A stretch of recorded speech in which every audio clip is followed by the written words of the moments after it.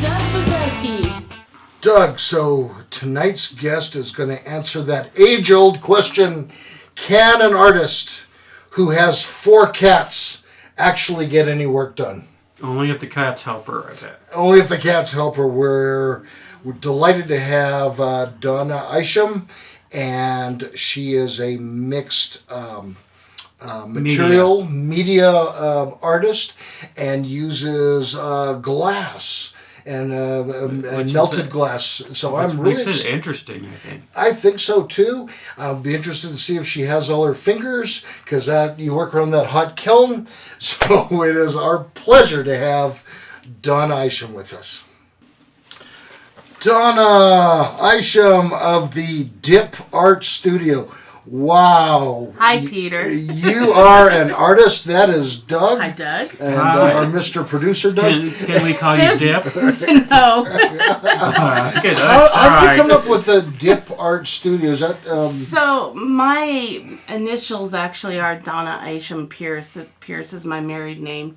So, Dip is Dawna Isham Pierce. Dip. And then when you think about it, dip also goes along with, dipping your paintbrushes in the paint. So it just came together. Yeah, I was thinking, See, my initials come out to DWIB when I comes out to what? DWIB. DWIB. Yeah. I don't use it for any advertising. Yeah, that's good. That's good. The dip sounds a lot better, especially for an artist. Yeah. So I know as an artist, you have done a lot of cool things over the years. You have been involved in directing plays.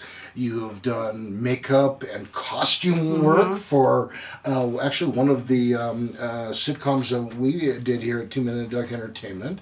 And you also... She made us look halfway handsome, too. That was a miracle. I don't know. It was a miracle. I made you wear pink. Yeah. But the one of the things we made a kind of a horror, and the biggest comments we got was we had somebody play a dead body, and then we chopped off head. Chopped off head. It's really fantastic. And that's what we got the comments. That was all Donna's work. Yeah, that was a lot of fun. And so you have a studio at home. I do. And so a question I like to ask a lot of artists is, how do you make time to make art? In all honesty, I don't feel like I have a lot of time. So it's kind of funny because I find myself waking up really early in the morning, like we're talking 4 o'clock, 4:30. Oh my. And I will honestly slip in the studio and do some artwork before I get really going and get ready for my day job. Yeah. So, do you find you're more productive after you do artwork at work? Honestly, yes. I really do. Because I know this will be another question down the road, but the artwork does relax me in the morning. Mm-hmm. Instead of being so stressed that I have to go into work, it kind of gives me that moment of I get to create and I get to relax, and my brain starts to, formulate things again. And then by the time I'm getting ready for work, I'm ready to go. And then you put in like an 8 or 10 or 12-hour day. 8-hour day. Yeah, and I know you also, are involved with meeting with young people and helping them during their hard times of their life, or that are in the military. And so, do you ever just block it out? I honestly, telling your husband, honey, I'm just blocking this chunk out. In all honesty, I don't. To finish off that, I'll come home from work, and a lot of times I'll sneak in and do some work on the art because my husband's still at work, which kind of gives me that little extra time. Weekends, if I can find a block here and there, I'll get busy and do some work at that time too. But as far as blocking out time, I don't really do that. I kind of think ahead a couple days, and I'm like, if we don't have anything Saturday, I'll work in the studio for a little bit. Is there any sort of special political, or not necessarily political, religious, spiritual, whatever kind of message that you're trying to say with your art, and do you feel like you get to say that with how you do your art? Honestly, I don't do my art because of political reasons or religious reasons. I have done a couple pieces that are extremely emotional. One I'll go back on the story a little bit. My cousin, who was my closest friend, yeah, I've got time. He was 6 months older than me. He's a police officer, committed suicide. Oh my God. And I actually did a piece where I was going through my own emotions and fighting my own storm. And I believe it's one that we're going to talk about later. Good. And right now I'm working on one that is also in memory of him. And it's his badge, Nice. which will come out on it. So just kind of bringing a little, hey, police suicide is real and it does happen. And, Oh yeah. Oh my goodness. just like yes. in all professions. Yeah. So but, mine's more emotional or personal stuff, not so much political or religious. So, does the emotions drive the art, and do you find making the art therapeutic? Yes. Yes to both answers. Yes and yes. Yes and yes. Well, that about rounds us up. We'll see you next week. That's too funny. Emotions always drive it. Always drive it. When you're sad, you do that. When you're happy, it's a happy picture. And sometimes I don't even realize that it's being driven by emotion until I'm like almost done with it, and I'm like, oh wait a minute, I was feeling this way when I did the tears on that face. No wonder I did that. So well, art can also be driven intellectually. Some people write a book, right? And it's very intellectual based and driven. But I hear exactly what you're saying. Now, I understand that your husband has an absolutely amazing group of friends that do this artwork. Do you have a network of people that help? Peter's been dreaming again. I thought you were going to say Peter's been drinking again. We won't comment. Not for 14 years, Doug. Thank God. Yes. Praise the Lord. Yeah. I've got friends that are very supportive. As far as other artists, I'm kind of still new into pushing it out there right now. At least in our city in Colorado Springs, and so I'm getting to know other artists very slowly. It seems like people are seeking you out now, and, like and you're connecting in a new way. Right, we're at that stage where you're getting to meet each other, and we do support each other. You've been advertising on the internet a while. Yeah. How long has that been? Actually, it's only been about 4 months. 4 months. 4 or 5 months that I've been doing that. You got people interested in your artwork. Right. It's on display and right now. it keeps going. It's been kind of crazy for me. The fun part is when a gallery will follow me. I'm like, oh look, a new gallery likes my stuff.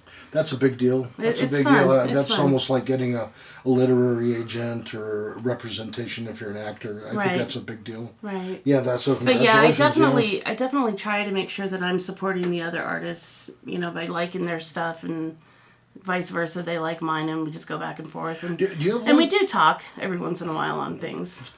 And I see that down the road as people are showing interest in your art. Do you have long-term goals like, I'd like to get into this gallery or that gallery, or I'd like to do, 1,000 pieces in the next month, or do you have long-term goals like that? Getting into the galleries to me is a short-term goal. It's like, okay, let's talk to this one, let's talk to that one, and see if I can get into one of them. So I pick a couple here and there, and I'll go visit them, go talk to them. I know that they're following me, so I know they're paying attention to it. Nice. So those are more short-term goals. Long-term, in all honesty, like my first long-term goal would be to be able to do this part-time and work at my day job part-time. So cut back. And then eventually, hopefully, I would be able to just do art and not have to, be my own boss and not have to do the day job anymore. Sure. I think that's definitely the dream of many artists. However, there are still those that work the side hustle at the 7-Eleven. I paint by night and I serve Slurpees by day. Yes, that's part of an artist's life. You have to do that. Boy. So what do you think's the biggest barrier you have personally to being an artist or creating art? Money. Money. Well, I know art is expensive. It's expensive. I know my daughter paints. It's like one of those canvases are like $60 or $80, and all the oil paints. It's all really incredibly expensive. And you keep buying and buying and buying because you're like, oh, I want to try this paint. I want to try that paint. It definitely is expensive. And then for me, it can be a little bit more so because I don't paint on canvas. I paint on glass. and glass is very pricey. Yeah, boy. Especially when you get into the stained glasses and different colors and whatnot. So it's a lot of fun, though. I like doing that. Well, when we come back, we're going to ask you the question, do you take commissions, and has anyone ever asked you to make something that you had to say, no, sorry? Okay. When we come right back.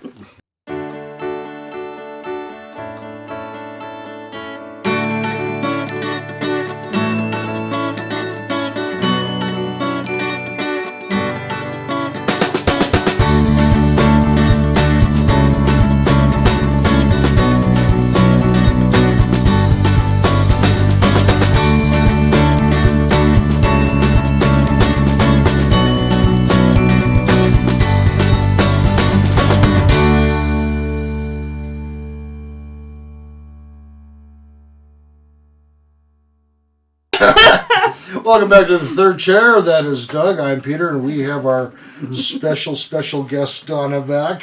Thank you for being here. So, be careful there, Peter. Remember, Ralph will watch this episode. I'm if sure you get too many specials in there, he's Yeah. going to email. Did you tell Ralph he was special? he was very special. He had Special 4 or 5 by the 29th end of power. Yeah, Oh, man. that's Yeah. right. He's not going to be as special as Ralph. Yes. And so I've had some Especially questions. if Ralph is watching, right? Right? Yeah. But we love Hi, Ralph. We love Ralph. Yeah. Yeah. So, fame and fortune. You said you'd love to be able to quit your job, make a living. Right. Would you like to be famous? Where your name is mentioned I with think- Van Gogh and Picasso. I don't know about famous, but fortune would be a little nice for once, Yeah. Because we talked about the money issues. Yeah. I mean, obviously, it would be nice to be famous and have everybody know this is my art. But, there's realistic and there's pipe dreams. Well, I guess it's good to hope. Yeah. I don't know what makes a famous artist. I mean, Well, I know. I know. lot of I've them seen go- some of the. I've visited the art museums and have people explain to me. But it was like, why this picture was better than another one in the museum, and I could see that. But it was like, but I've seen some in the outside of museums. Right. Well, it's like, why did this one get famous? Because he passed away, but this one's still alive. I mean, exactly. what really makes it the famous? I mean, other than Picasso, it seems like everyone becomes famous 200 years after they're dead. Right. You don't know that because they had different standards too in some of those days. And, Well, and what kind of fame do you want too? Makes a difference too. Do you just want local fame? Do you want, Yes. you want to be way out there and that'll make a difference on your art? International fame. Right. Dawna wants her paintings on Jupiter one day. On the moons of Jupiter. On YouTube. YouTube, are we gonna be on YouTube tonight? There we go. And broadcast locally on Comcast 17. Yeah, this would be on TV a couple of months. So do you do like workshops to learn new skills, or do you just sort of learn them on your own? How do you do? I do not do workshops. I honestly do just on my own mostly. But I mean, there's a lot of videos on the internet that you can watch, and I'll see different artists do different techniques, and I'm like, I want to try that. So I'll try it until I get it, and then decide if I want to use that technique or not. But I mean, I did go to art school. I went to Red Rocks Community College and got an associate's in art. And then I changed to interior decorating, which I didn't do anything with. At all, because then I went to the medical field. So Yeah, I know you did some coding. I mean, I had my arts, but I kind of walked away from it for quite a while. Got more crafty instead of artsy. Got more crafty instead of artsy. Right. That's a Which nice, would, nice play on words. Well, I mean, it's true, and that's what that kind of includes the costuming and the makeup and those type things. So yeah. Well, though, I thought that you're very creative with that. I mean, you. It's definitely creative. It's just more crafty-ish. Yes, Doug. Yes. No, Doug. No. Yes. We always love the smooth transition. That was Yes, very that was- calming. Yeah, very Yes. Like the waves of the ocean. cool.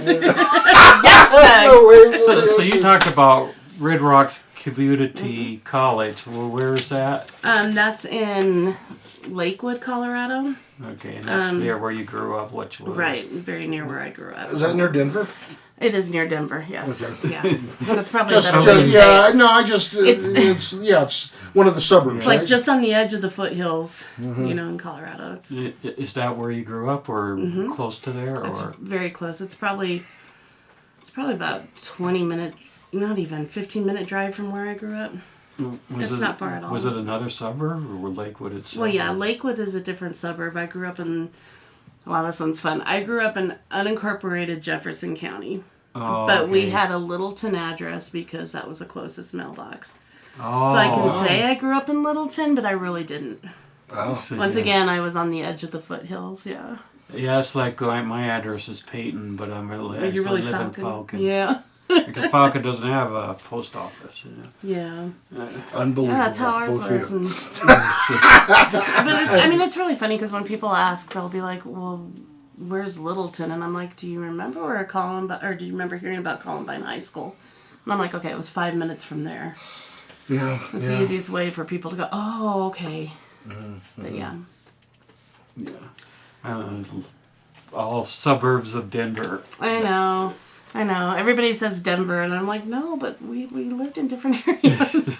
We're all downtown in Denver. You know, when I first got married, my wife lived in the Bay Area, like through high school and college, and I went, and her and her friend in the front seat, and they said, this town is this, and then this is this, and a couple miles later, this is this. But it looked like all one long city to me, so I can see why people do that. Well, I mean, we even had a corner just around the corner from where I grew up, and literally one corner is Littleton, one is Lakewood, one's Denver, and one's unincorporated Jefferson County. So they call it... Literally the street is each a different suburb.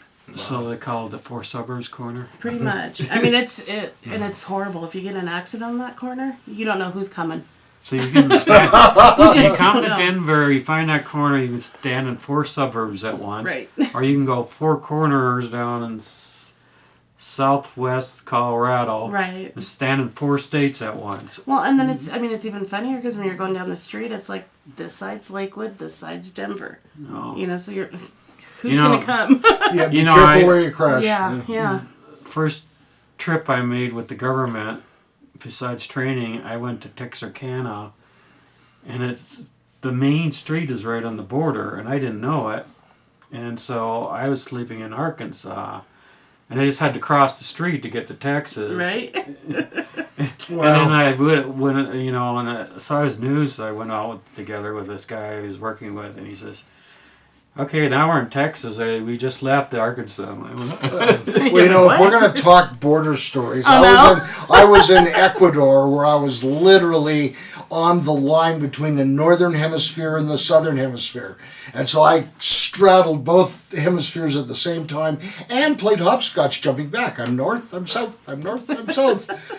It sounds like Homer Simpson. Yeah, it probably sounds entertaining.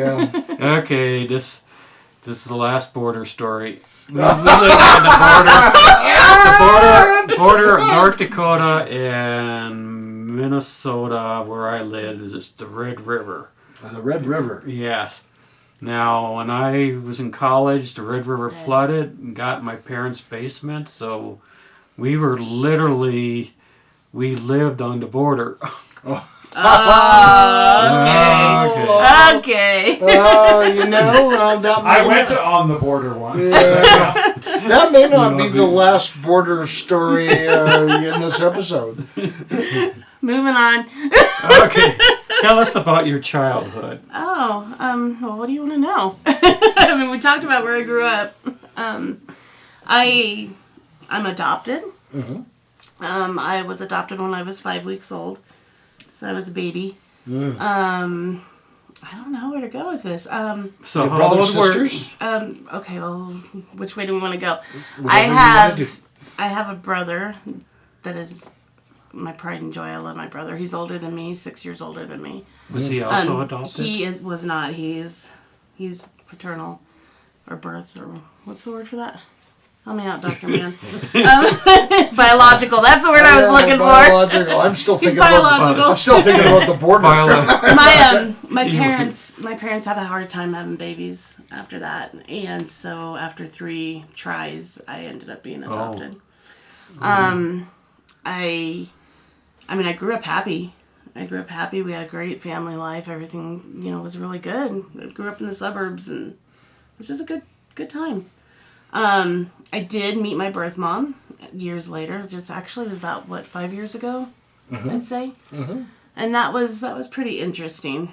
It opened up a little bit of Pandora's box, having all these family members come at me that I didn't know. Do you want to talk about that? I just did. That was it? It's a little bit of the story, but from the experience, did you feel like you would not be as gung-ho recommending that an adopted person find their parents? Wait a second. We're going to answer that after we get back. Boom.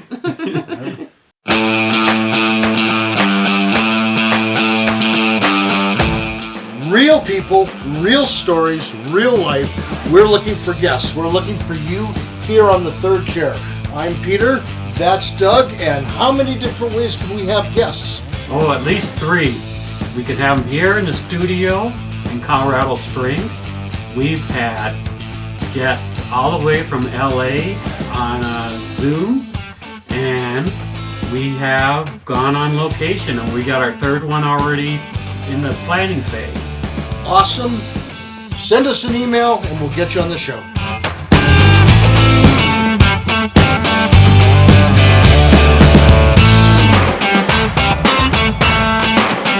Hey.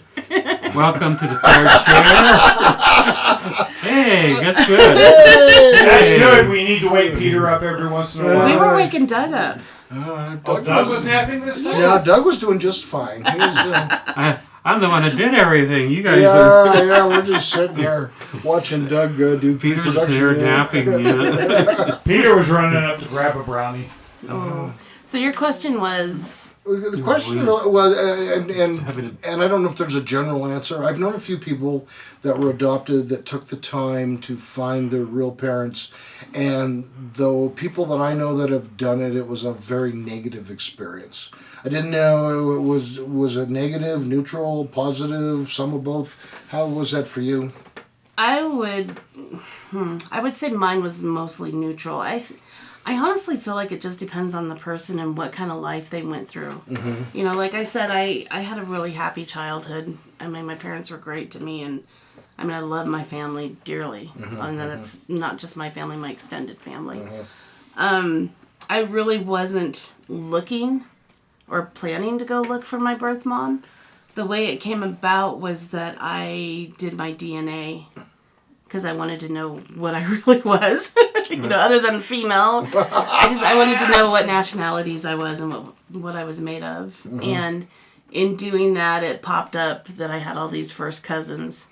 And I sat on it for probably about 3 weeks and then finally decided to reach out and see if any of them knew anything. Mm. And I had one respond back to me, and I kid you not, within the day. I talked to her in the morning, and by nighttime, she knew who my birth mom was. Oh, wow. So it happened really fast, and once I started talking to the birth mom, it was like everybody started texting me and messaging me and telling me they were my cousins, and they were my uncle, and they were my aunts, and it became very overwhelming right away. I actually had to ask some of them to back off for a while so that she and I could talk and I can get the stories of what was a true story for giving me up. On her side of the family, I actually have an older sister. She's 1.5 years older than me. And then I have a brother that's younger than me, so I was the middle child. And that was a little different story than what my parents were told as far as, my parents were told she was 15 and met a musician and he took off on her. And the truth story was she had a toddler. She was in her 20s and she was single and wasn't sure she could handle two babies at the one time.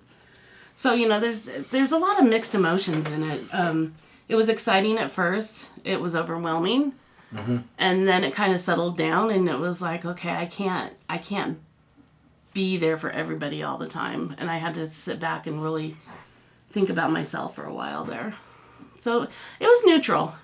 It was neutral. I even have my father's name, but I'm not going through it again. I'm like, I'm not doing this again. Once was enough. I got enough people in my life. But I mean, I can see the happy when people are having a hard life. I can see how they can be happy to know what happened, but at the same time, I can see it just be disastrous.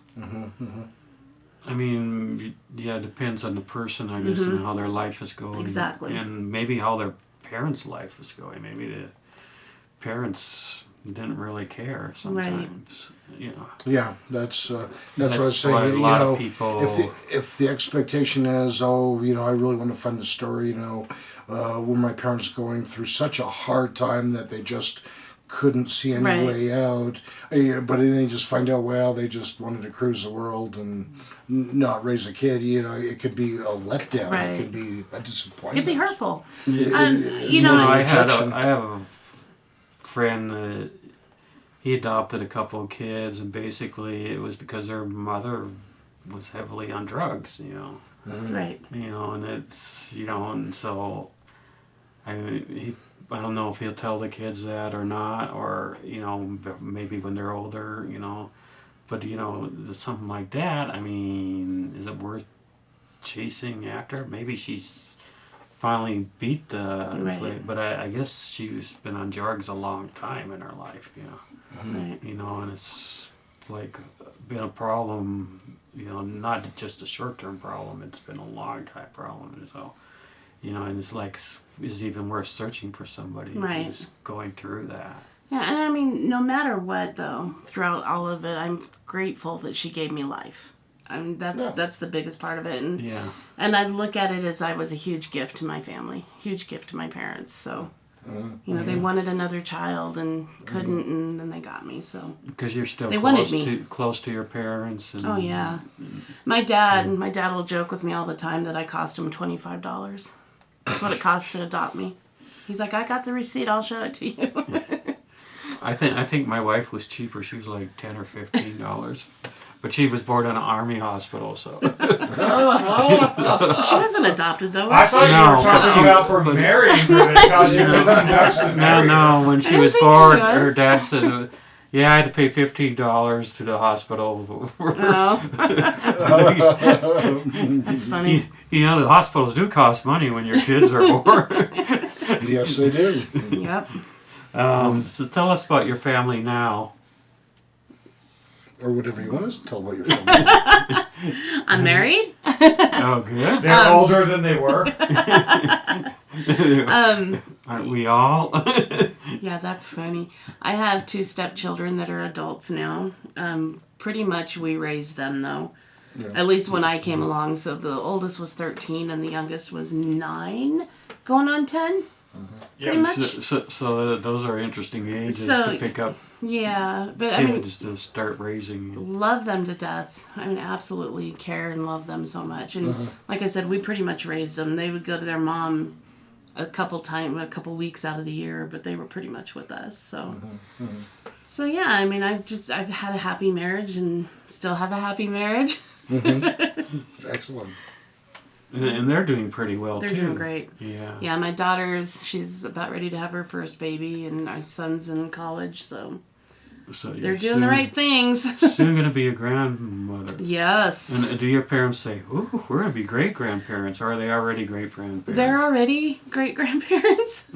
So, you know. Oh, no, they're not. I had to think about that. No grandbabies. We will be the first. Oh, right. See? I mean, they're, I don't know. I don't know how their emotions are about it.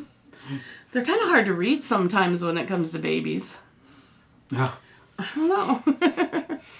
We'll have to ask them. So, in your house, you talked about getting into your studio to work. I mean, what kind of studio do you have in your house? So basically, we just turned one of our extra bedrooms into my studio.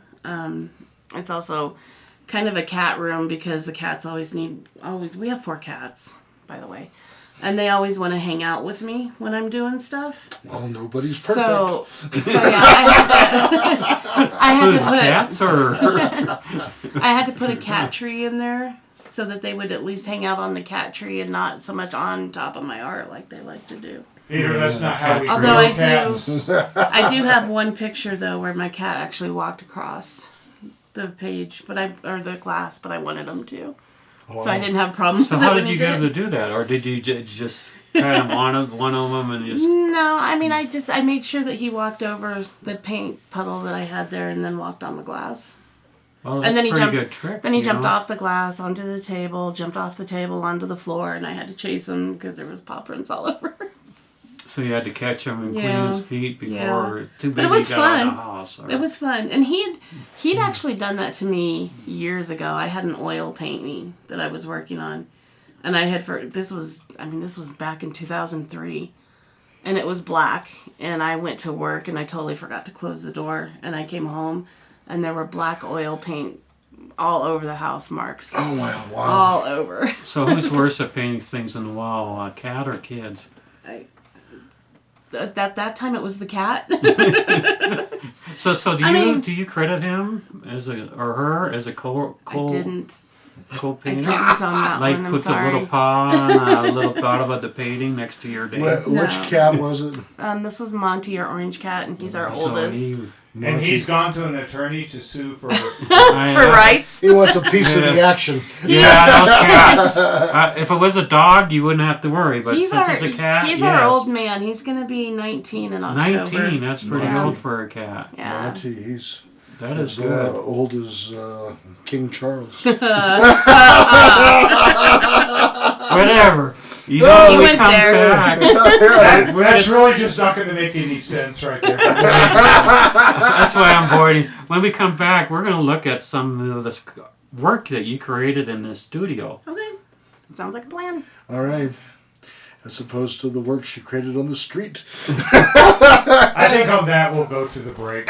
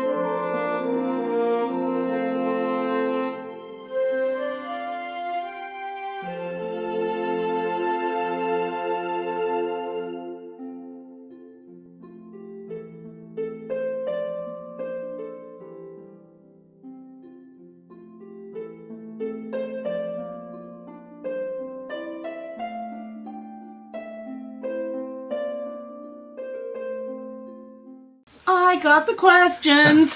I've got your artwork.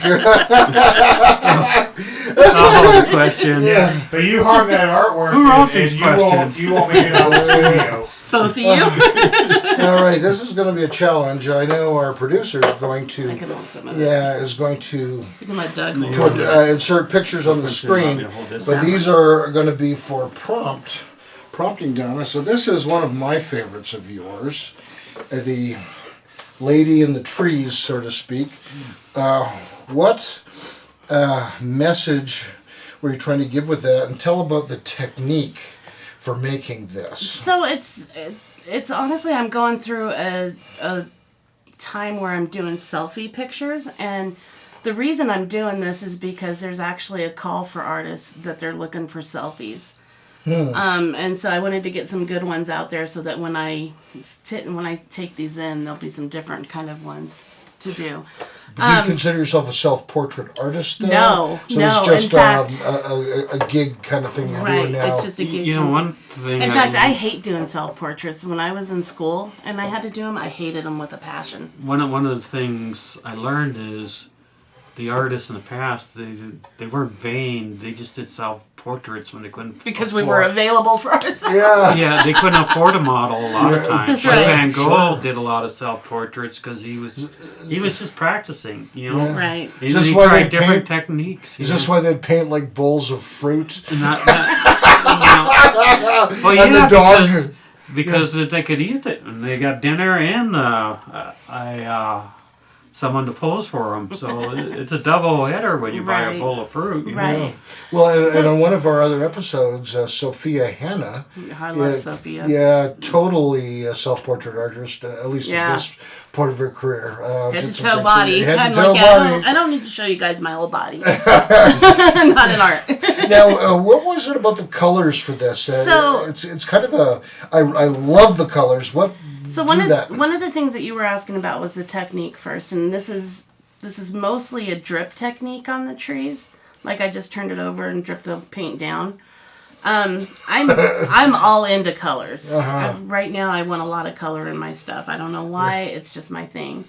So I just went wild with it. I did use a thin brush to get the thinner lines in there. Nice. And one thing for you guys to know is that all of my artwork is done on glitter. So my base paint is a glitter paint. And I do that because the paint sticks to the glitter better than it does to glass. And then is the square piece of glass in there where your face is and the sparkling green eyes, is that put through the kiln as well? Not at all, actually. That's just a basic piece of stained glass that I use. Wow. And I like the dimension of it. I like having a different, it's not just straight flat. There's some more technique. There was more, I don't know what the word, just go back to dimension with it. Yeah. And that's why I did that on there. You mentioned the drip. Go ahead. One thing I like, you hold it up with the light behind You it. can see through it. You can see through it. Well, yeah, and then the colors kind of sparkle. It's Right. really, Yeah. if you want that effect, you could hang it up, Yeah. layer light or, light that didn't burn it. And then, anything, but- I splattered some white paint on there so it looks a little snowy. A little bit. Yeah, I like But it's that. I ended up naming it Dreamweaver, and it was just because the Dreamweaver. branches were weaving together, and it does kind of look like I'm dreaming. So if that's like a Yeah, little it's, snow, is that then the branches in wintertime with It the could leaves be. gone? It could be whatever anybody thinks Yeah, it could Because be. it is kind of a mystical paint, and with the moon, and You so mentioned- Dreamweaver is a good title. You mentioned that you use a drip technique. I think your husband uses the same technique for making chili. But I that's agree with that. Yeah. Chili should hurt going in and hurt we're coming out. No. All right, let's look at this You want next to look at this one? So yeah. this one, Oh, this is so cool. I know, I love this one. this one I call Snowbirds. Snowbirds. This one actually is fused glass. So this was Fused done in glass. my kiln. So that the whole does the whole thing go in there? It does. It does. So I put this whole piece in the kiln, put the black rod to get along it, and then I put these beads on it, and I basically burnt or melted it all together. How do you attach it to the other piece of glass? It's glue. That's glue. Okay, Yeah, so it's that's a not specific that doesn't glue. go in the kiln as A well. very complex No, technique. but a good question. Yeah. But yeah, it's a specific glue that I use that goes glass to glass. And I like the has background really on this because of the different colors and the background. right. And And once again, it still has the glitter paint on it because that's kind of become my signature thing with the glass. I just, even if it doesn't need it, I do it. Kind of brings out the birds and the... And then I hand painted the colors on each bead. No. And this one, I will explain to you guys, it actually broke in the kiln. Oh. So that's why it's two pieces like that. But I But think it- that makes it kind Yeah, of it unique. totally worked out perfectly for it. Is that a problem? Is it technically difficult to use a kiln? Yeah, it can be. Seriously. There's a lot of glass that will if you don't do it right, it will crack in there. Mm-hmm. But every time that it does that, to me, it just makes it a whole new art piece that I can deal with. And I have a lot of fun with it. So, like, if life gives you lemons, you just make lemonade, it work. Yeah. I mean, it's fun. It's kind of a Forrest Gump thing. Yeah, Forrest Gump chocolates. So, yeah, this one was fused never glass know and a what little you're bit of gonna get, acrylic paint, and voila. Now, just curious, how long would a project like that take? So, this one... doing the glass, first of all, took one day, because you have to, not only do you have to cook it, but you have to let it cool down. Yeah. And that takes a whole day. If you pull it out too soon, it's going to crack all the way over, like in multiple pieces. Oh my goodness. So you really got to let it cool down for a solid day before you take it out of the full Do kiln. you have your own kiln then? I do. I have a little one. It's Just a a little little, one? yeah, it's a But little I think tabletop even, one. even little tiny ones kind of pricey. They are. Yeah. I mean, this is not a cheap And mine... endeavor. And, you know, and people I'm on my wonder second why, one, and I've already kind of broke it, so... That's So we why need a art new is one. expensive, but you know, Right? you look Yeah. what goes into this. I mean, you had to get a kiln, you know, and the paint and the frame, Special which aren't glass, cheap, yeah. I know, and special And glass. this all happened because a friend of mine, sweet friend of mine, she took me to a glass fusing class. And we were there for, I don't know, a couple hours. And I remember I came home and I looked at my husband and I said, I want a kiln. And then I was like, okay, now I Make gotta... your Christmas list easy for your husband. Right. And then I was like, okay, now I gotta figure out how I'm gonna connect fusing glass and my love of painting. And so I started just But that's testing a it and good doing way to things do like it, 'cause this. That's and- really a neat picture. So That's this what would started be it. considered a somewhat hybrid then, It's because like most people that just it's like mixed do media is what it's mixed called. media. Yeah. There's a lot of Yeah. mixed media these days. And Yeah. it's neat to Well, see. It's we a had big deal. We had the one guest, I forget her name, where she did mixed media collage. Oh yeah. I Yeah. forget her She name. was using magazines and stuff. Yeah. Yeah. It's one of her episodes as But well. it I'm is blanking on neat her to name. see. Yeah. I'm gonna let you hold this. Yeah, I'm gonna hold that one. Our That would producer be knows. Aaliyah. Oh, Leah, that's what I Yeah. thought. She'll remind you because she'll remind us that our sign's not quite pushed up there the way she likes it. Yeah. Oh, now this is one of my favorites as well. Rocky Mountain High. Rocky Mountain. Purple High. Mountain's Majesty. Purple Mountain. I like and, to see the purple. I gotta tell and you the guys. marijuana crop at the bottom The since it's marijuana legal crop. here. Yeah, well, Rocky Mountain High. Do we need to run our disclaimer again? It is legal in Colorado. So this one was done with palette knife. The mountains are all palette knife. A pellet knife. Right, and it's just mixing the colors and smearing it on there. And then the tree was just brushed. And the tree was brushed, but this wasn't baked.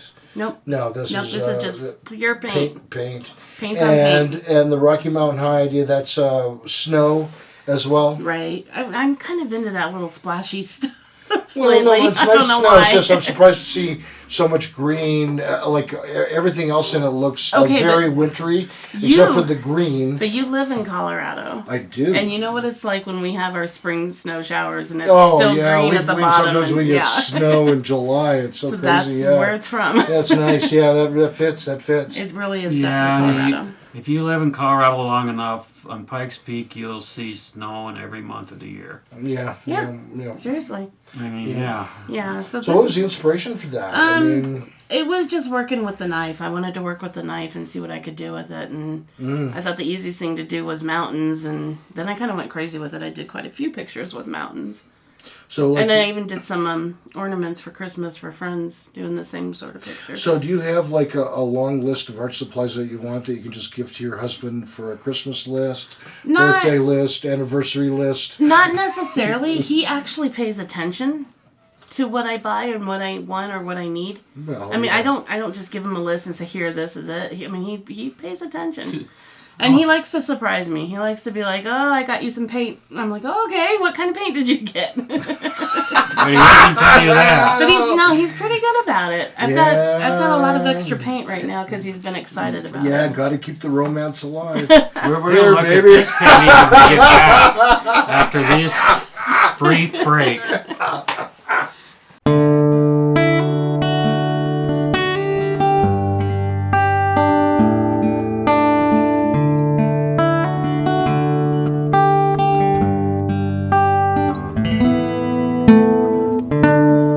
Hi, I'm Peter from Pikes Peak Recovery Coaching, and As you know, I do help people with drug and alcohol recovery issues. I love to help people get better, but I also offer a variety of other services, including regular life coaching services. I've helped several people write and finish a book. I've helped a doctor that was in medical school graduate and then get into a residency. And I also actually have quite a background in mathematics, and I do some math tutoring for the GED as well as the ASVAB for those that are thinking about a career in the military. So my contact information is on the screen. Please send me an email or a text, and we can talk about some of these services and how I can help. That's Peter Grigg at Pikes Peak Recovery Coaching.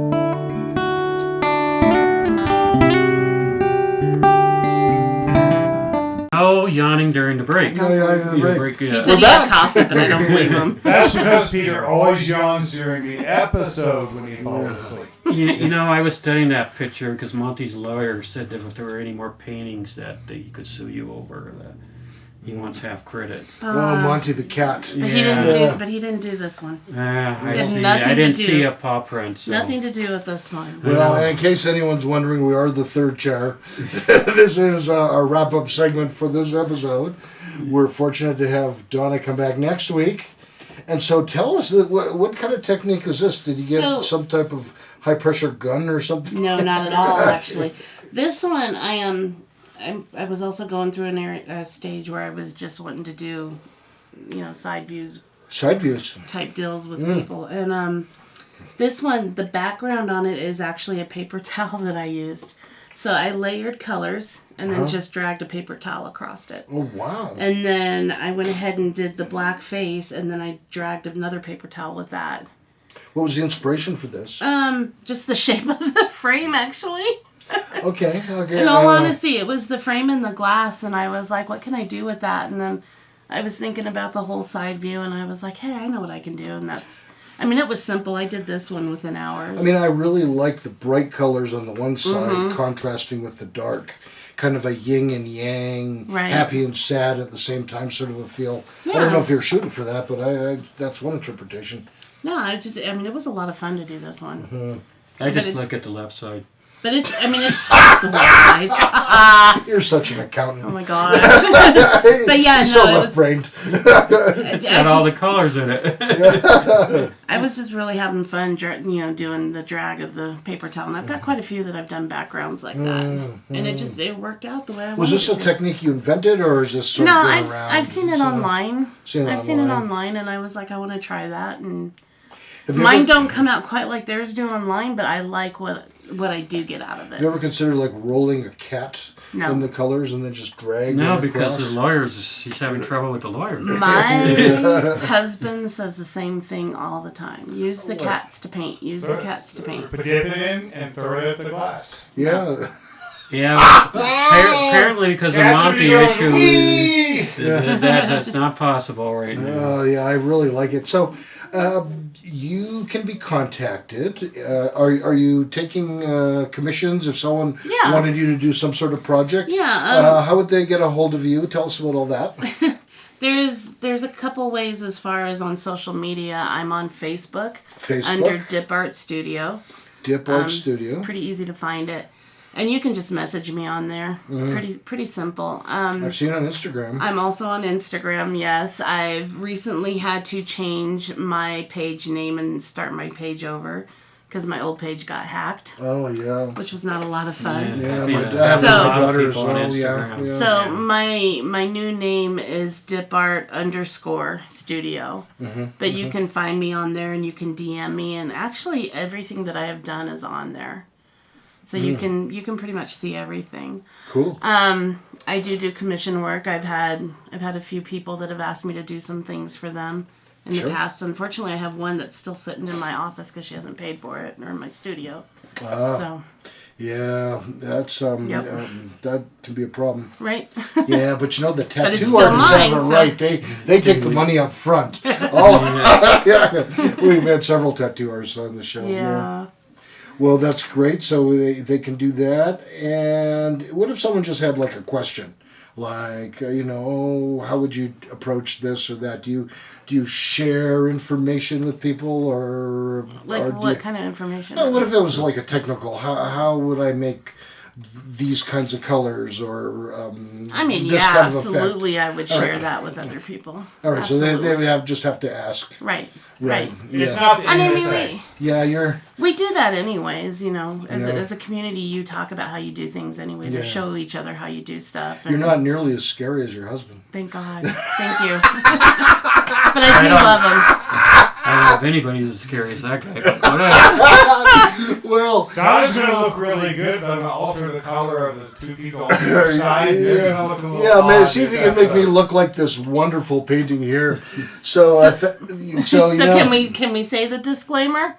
I just want you guys to know my husband is the director. I still love him. He's a good guy. He's a good guy. Yeah, even though she looks normal, she must not be because she's looking at the same time, I'm friends with you guys. So. That really What's the saying about us? We're in business with them as well. Yeah. Shows you what kind of judgment we have. This group is not good at all. So on that happy note, we will see Dawna next week. And please like, subscribe, share, hit the notification bell icon so you know when we've uploaded another show. And good night. This has been The Third Show.